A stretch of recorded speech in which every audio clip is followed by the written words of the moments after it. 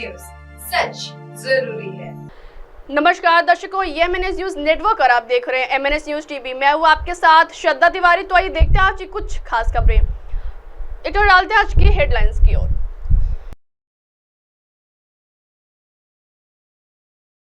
प्याज पर बैन हटाने की मांग केंद्र ने स्वीकारी। चुनावी घटनाक्रम पर हैरान है लोकसभा की पूर्व अध्यक्ष।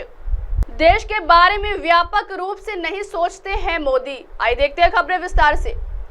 प्याज पर बैन हटाने की मांग केंद्र ने स्वीकारी। उप मुख्यमंत्री देवेंद्र फडणवीस ने कहा कि राज्य सरकार केंद्र से लगातार प्याज के निर्यात पर पाबंदी को हटाने की मांग कर रही थी। सरकार ने इस मांग पर संज्ञान लिया है।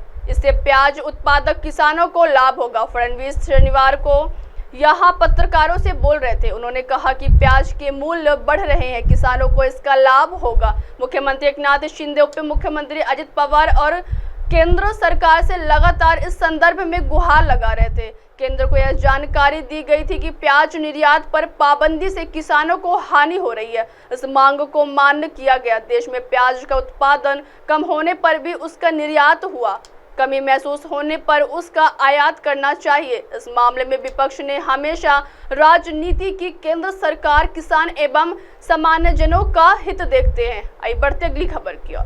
चुनावी घटनाक्रम पर हैरान है लोकसभा की पूर्व अध्यक्ष। कहा, लोकतंत्र में जनता सर्वोपरि। मध्य प्रदेश में इंदौर के कांग्रेस उम्मीदवार अक्षय कांति बम के एन मौके पर पर्चा वापस लेने से इस प्रमुख विपक्षी दल के चुनावी दौर से बाहर होने के घटनाक्रम को लेकर लोकसभा की पूर्व अध्यक्ष सुमित्रा महाजन ने हैरानी जताई है। महाजन ने कांग्रेस उम्मीदवार की पर्चा वापसी को अनुचित करार देते हुए कहा है कि चुनावों की लोकतांत्रिक पद्धति में फैसले का अधिकार मतदाताओं को है। भाजपा की वरिष्ठ नेता ने कहा, इंदौर में प्रमुख विपक्षी पार्टी के उम्मीदवार के पर्चा वापस लेने के बारे में जानकर मैं आश्चर्यचकित रह गई कि यह क्या हो गया। ऐसा नहीं होना चाहिए था। इस घटनाक्रम की कोई आवश्यकता नहीं थी, क्योंकि दीवार पर लिखा हुआ है कि इंदौर में भाजपा को कोई भी नहीं हरा सकता। उन्होंने कहा, कांग्रेस उम्मीदवार को इन चुनावों में ऐसा नहीं करना चाहिए था। उसने एक तरह से अपनी पार्टी से भी धोखा किया, लेकिन मैं ऐसे शब्दों का इस्तेमाल क्यों करूं। महाजन ने दावा किया कि बम के कांग्रेस को झटका देकर भाजपा में आने के घटनाक्रम के पीछे की कहानी के बारे में उन्हें जानकारी नहीं है। आइए बढ़ते अगली खबर की ओर। देश के बारे में व्यापक रूप से नहीं सोचते हैं मोदी। राकांपा के अध्यक्ष शरद पवार ने शनिवार को कहा कि प्रधानमंत्री नरेंद्र मोदी देश के बारे में व्यापक दृष्टिकोण से नहीं सोचते हैं और उन्होंने अपने वादे पूरे नहीं किए। पवार ने अपनी बेटी और बारामती से सांसद सुप्रिया सुले के समर्थन में आयोजित एक रैली में भाग लिया।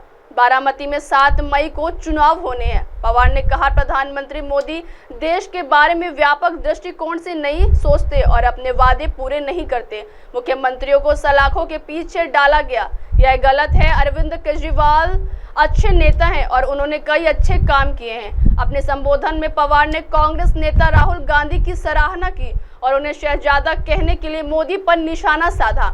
पवार ने कहा, हम विकासात्मक परियोजनाओं में कभी राजनीति को नहीं लाए। मोदी अनेक स्थानों पर जा रहे हैं और हमें इससे कोई परेशानी नहीं है, लेकिन हर जगह वह राहुल गांधी की आलोचना कर रहे हैं। लोगों की समस्याओं को समझने के लिए राहुल ने एक अभियान शुरू किया। राहुल की दादी और पिता देश की सेवा करते वक्त मारे गए थे। अब आप हमारे न्यूज चैनल को आपके मोबाइल पर भी देख सकते हैं। मोबाइल ऐप पर देखने के लिए प्ले स्टोर से MNS news TV app download करें। इंस्टा, हाइक, ट्विटर जैसे कई सोशल मीडिया प्लेटफॉर्म पर हमारा चैनल उपलब्ध है। आप इस यूट्यूब पर भी देख सकते हैं, आप इसे लाइव भी देख सकते हैं www.mnsnewstv.com पर। अब वक्त हो चला है दर्शकों ब्रेक का। ब्रेक से लौटने के बाद देखिएगा देश और दुनिया की तमाम बड़ी खबरें। बने रहिए MNS न्यूज टीवी पर। नमस्कार।